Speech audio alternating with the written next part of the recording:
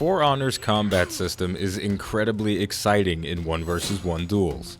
Testing your skill against another players in a controlled environment, uninterrupted by soldiers, feats, and other things that muddy up a good clean fight will get anyone's blood pumping. However, in 4 vs 4 combat, your blood is sure to start boiling in the best way imaginable. Although Dominion skirmish and elimination might seem like a medieval times bar fight at first, there's a certain finesse required to be truly successful in For Honor's team battles. Today we're going to talk about Dominion and learning how to intelligently approach fighting with teammates. The most important thing to remember is that outnumbering an opponent isn't a guaranteed win. There are times when even a 2 vs 1 won't turn the odds of a fight in your favor. Besides the revenge mechanic being designed to give the outnumbered player a better chance at survival, skill will always be the deciding factor in victory and defeat in For Honor. Additionally, fighting with another person is difficult, especially if you can't get a read on their playstyle, which brings me to my next point. Sometimes your teammates have everything under control and you butting in will only make things worse. That's not to say you should never help your teammates. If you're one of those voyeuristic, masochistic fellows that likes watching your buddies get torn apart in a 1 vs 1, know that I have a deep hatred for you. But there are moments when interference will make matters worse. Pick and choose the right moment to strike. While an outnumbered opponent is winding up an attack, you can send in an attack of your own. Likewise, if your friend gets guard broken, attack to stop the enemy's momentum. In For Honor, subtle moves go a long way towards victory, especially when a nice party of 2 becomes a crowd of 3, 4, and eventually 8. The last and most important thing to note about fighting as a group is to remember how to play the game. It's easy to get swooped up in the hectic bar fight nature of For Honor's 4 vs 4 modes, but in the end, the teams that remember all the intricacies of the classes they're playing come out on top. You can still feint, parry, dodge, deflect, and fliggle-floggle in Dominion. And if you're not doing those things, you're doing it wrong and you're going to die. With those basics about team fighting in mind, we're going to jump into a match of Dominion and see how well I and the other people I was matchmade with can make use of them. And here we go. Before we jump into the match, we've got to take a look at the team compositions. My team, the blue team, is a Lawbringer, Conqueror, Valkyrie, and myself as the Peacekeeper. So that's 2 hybrids, a heavy, and an assassin. And then the enemy team, the orange team, is a Kensei, Orochi, Valkyrie, and Warden. So they've got 2 vanguards, an assassin, and a hybrid. So we've both got very diverse team compositions. We can fill a lot of different roles. We can control the battlefield effectively. There is a value in having a proper team composition in the Dominion game mode. It's not to the same level of League of Legends where you always want to have AD carry bot lane with the support. It's not that crazy, but there is a value to having a team that's more diverse than for Orochi and a Peacekeeper. Ignoring the fact that my math was a little bit off there, the match is about to begin. Let's get this party started.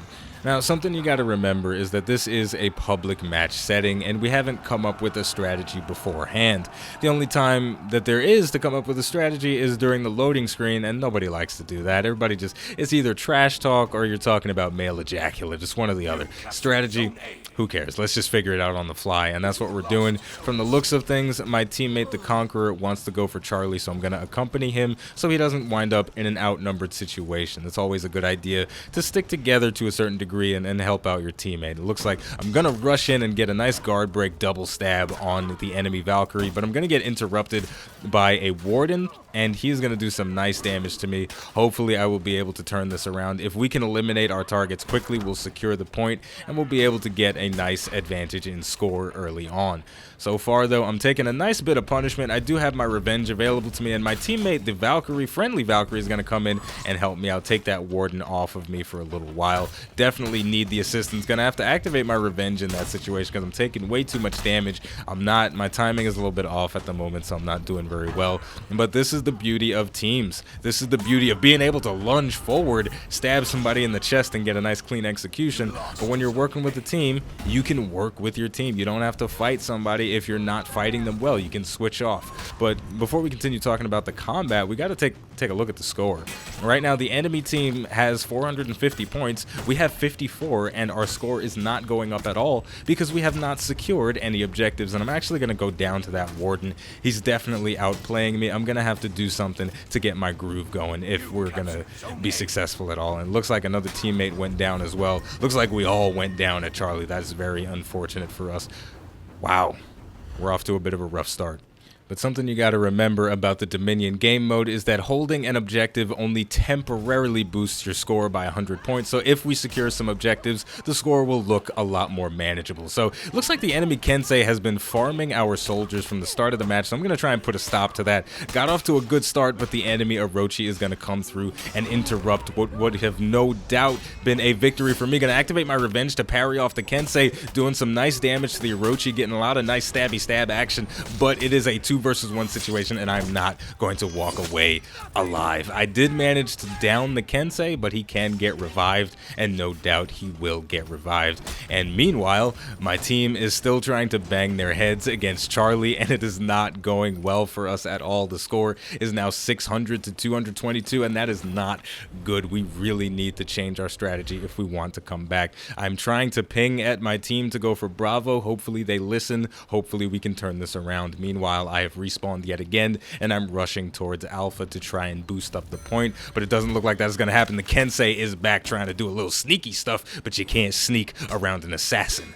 So I'm going to come in. We're going to start doing a nice little 1 versus 1 right now. I'm going to try and finish her off as quickly as possible. Going to land a successful parry. She is going to guard break because I unfortunately was not within range to land the guard break follow-up to my parry. That is the danger of fighting a Kensei. They have a very long reach, and my goodness, I've been knocked on the floor. If I didn't get up in time, that unblockable attack would have no doubt finished me off. My goodness, the Kensei is a scary opponent to fight, but it doesn't look like I'm too afraid. Gonna land a nice execution. That wasn't a guaranteed heavy attack follow-up to the guard break, but it might have caught my opponent off guard, so I'm gonna walk away alive this time.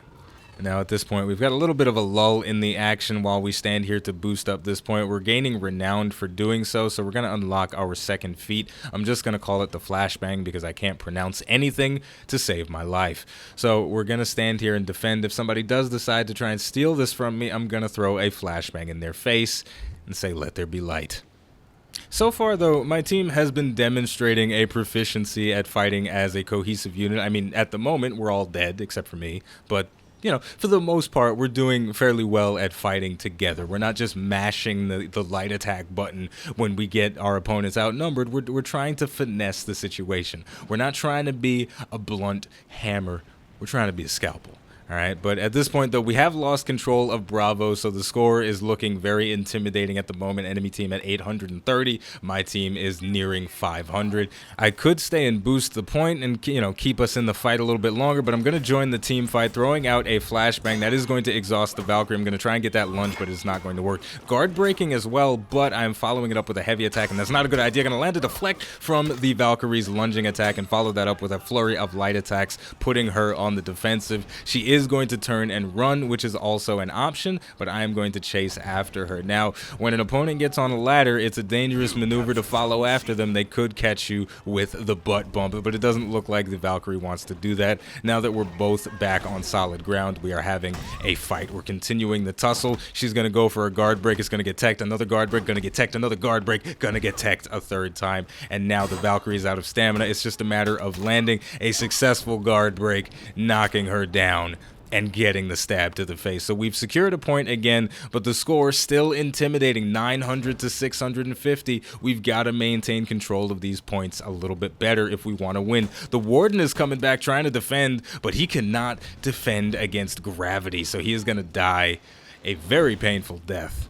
But you know what? We can't celebrate just yet. The enemy team still has a very significant lead. Gonna chuck out a grenade, that is my level 3 feat, to clear out the bulk of the soldiers from the point, and then gonna finish the rest of them off with my Assassin's Creed stuff. And then I'm gonna rush over to try and help my teammate with this Kensei, but it doesn't look like she needs much assistance, so I'm just gonna kind of wait around, and there we go. The Kensei is gonna fall to her death. Didn't get executed or anything, but it wasn't really necessary in that particular situation. You know what, though? We've got to take a look at the score one more time. My team now has control of all 3 objectives, and if we can hold on to them for just a little while, we will push ourselves above the enemy team. We will close the gap, and it was a very big gap indeed. And now we're fighting over Charlie once again. It's a little bit of deja vu. Gonna chuck out a flashbang. Once again, the Warden is gonna start attacking me. The Orochi's gonna come in as well. He's going to try and guard break, but I'm gonna tech it. It looks like I'm starting to get a little bit of a groove going. My Lawbringer gonna come in and get a nice shove on the Orochi. Orochi gonna switch targets to the Lawbringer, throwing a kunai at him, but I'm gonna punish him for messing with my boy. Now, the Orochi has completely shifted his attention off me, which is going to prove to be detrimental because I am going to be able to revive my teammate to full health. The Orochi is definitely just kind of swinging a little bit randomly, and he's definitely getting punished for it. My friendly Valkyrie going to land the execute, and now my team is breaking, so there's a lot of back and forth going on here. We've got to really play smart at this point, shifting my attention to the enemy Valkyrie, trying to get an execute on her, but it's not going to matter. The Lawbringer going to start doing Lawbringer things, shoving people into walls, stabbing people, impaling people. We are going to come out on top in this situation, and we got a little bit of a rah-rah from the Conqueror.